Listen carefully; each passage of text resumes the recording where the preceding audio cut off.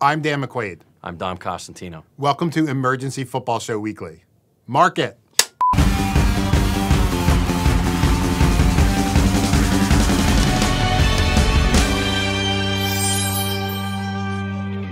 So the first thing we should talk about this week is the Rams-Saints game. Yeah. The last undefeated team, the Rams, finally lost to the Saints in a highly entertaining game. I'm not really going out on a limb here, but that really could have been a preview of the NFC Championship game. Saints jumped out to the big lead, the Rams come all the way back, and then the Saints get, 10 late points, including the Michael Thomas, Joe Horn celebration there at the end. But I think the Saints have really shown that they might be the league's most complete team. I'm not sure that they're the best team, but they're pretty much loaded at every spot. Drew Brees has been phenomenal, and he's going to be 40 soon. It is amazing that Brees has been able to keep it going with the Saints so well. The Saints have just had so many different wideouts, and Brees operates at a really high level with everyone, it seems like. And he's operated at that level for most of his career. He just hasn't gotten, I think, that top-tier recognition of a Brady or a Peyton Manning or even an Aaron Rodgers. People forget that the guy does have a Super Bowl ring, but it happened 9 years ago, so it slipped from a lot of people's memories. If something happened 9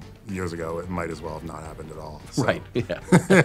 MVP this year, you think, Brees? He's up there. I mean, I still think Patrick Mahomes would have to be, a leader up there. Certainly Todd Gurley, with what he's doing with the Rams, is up there. Brees is in that conversation for sure. Monday Night Football this week, the Cowboys had a big game, and they lost. And now they're 3-5, and they don't have a first-round pick next year. It seems like every week Jerry Jones is getting asked by Cowboys reporters whether he's going to make a coaching change of some point. They've already fired their offensive line coach. That didn't really help the other night. They're a mess. It's kind of amazing that, except the year the Cowboys went 13-3, right. Jason Garrett, I feel like, has been on the hot seat for 8 years. Yeah. Is this year it's going to happen? I think it could be. I base that on no insider knowledge of any sort, but just a gut feeling that perhaps Jerry Jones has finally had enough of the boneheaded mistakes late in games and in game management type of things. Jason Garrett, not good at in-game management, but he went to Princeton. Shocking.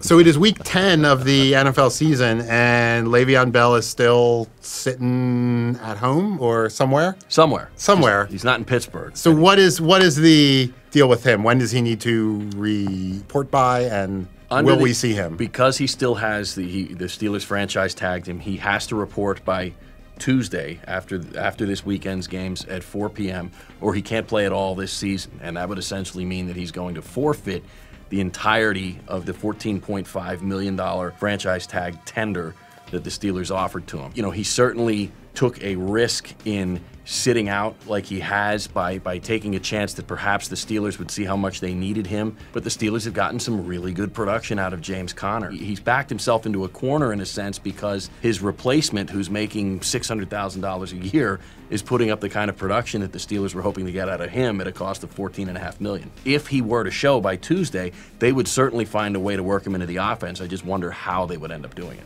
Will this work for Le'Veon? Has this worked for players in the past who, sit out most of the year and then show up? It can. Sean Gilbert did it back in the 90s. There was a lineman named Dan Williams for the Chiefs who did it as well, and they both parlayed that into contracts. The Steelers will have the option of transition tagging Bell next year, which would be at a $9 or $10 million price, and that means we could be going through this again if Bell, insists on trying to get a long-term deal. However, if they let him hit free agency, there are a lot of teams that have squirreled away salary cap space and could use a running back with his skill set. It will be fascinating to kind of watch how this dynamic plays out for him, given what he decides to do by Tuesday. And one of my favorite things during the Steelers-Ravens game this week was late in the third quarter, teams were about to have a snap, and all you heard was the beer vendor going, "Let's call, let's call. Let's call, let's call." Anytime you hear stadium sounds on the TV, I don't know, that's funny to me.